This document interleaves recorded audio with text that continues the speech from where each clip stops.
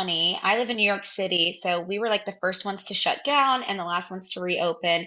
And I did a lot of songwriting during that time over Zoom, with one guy specifically. His name's Clint Wells. He's down in Nashville. And a lot of the songs that I released over the following year, which were all these songs that I had written in that time for this project called Hindsight is 2020. And Mean to Say is actually one of the songs that we wrote during this time. It just like didn't really 100% fit this project. Hindsight is 2020, but it's a song that I always loved. And so I was going through new music and kind of deciding like what comes next for me. And I kind of felt like this song bridged the gap for me from this like hindsight phase of my life to, what comes next. And Mean to Say is a song that's just about, saying what's on your mind. We as people can't read other people's minds. And I think it's so easy to kind of keep things to yourself. You don't want to hurt someone's feelings or upset someone or rattle someone and get into fights. A lot of us can be very non-confrontational, and I definitely can relate to that too. But for me, it was being on the receiving side of it, of like, I can't read your mind. So you need to tell me what it is you want to say, tell me what you mean to say, and tell me what it is you're thinking, because otherwise I'll never know. Yeah, so actually, Mean to Say is the first song on this album that I'm going to be releasing. It'll be my first album ever. Like my Hindsight is 2020 EP, I'm releasing all the songs as singles.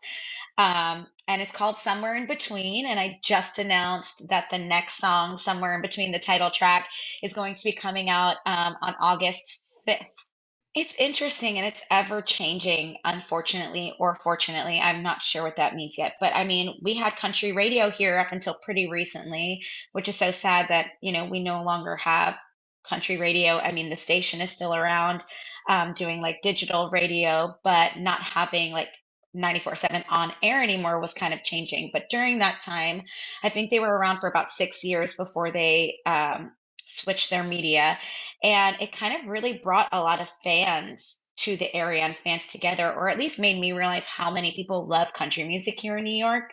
So, regardless of the ever changing landscape, there are still country music fans here, which is amazing. All the major tours come through here. So, like, I've been fortunate enough to open for a lot of these artists who come through the area and meet a lot of people from Nashville who come up here. As far as the actual scene, though, I do really feel like it changes a lot. I feel like I've maybe been a constant in it for a while. I've been making music here for about 7 years, but even like some of my artist friends have come and gone and have moved other places. But the fans are still here, and I want to be a part of it here. I even started something called Urban Country Jam, which is a mini festival featuring other emerging artists like myself in the country music and also Americana music here in New York. And I think the Americana scene, I'm starting to realize too, is also kind of like its own thing, where there were a lot of artists that I'm starting to meet now that I didn't even know were here making music, not necessarily similar to mine, but under the umbrella of what we could all consider a community here together. Marin's album is one of the ones that I've been listening to on repeat, and also Teddy Swims is my favorite right now. I am obsessed with him.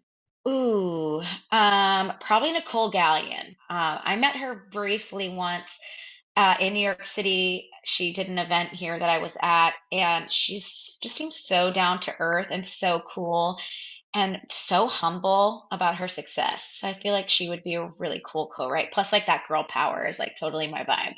I've never even been there, but like I'm dying to be there.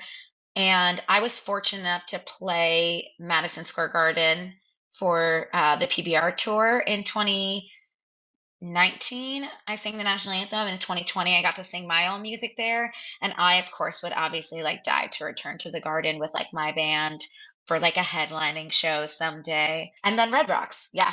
So those two. You're listening to all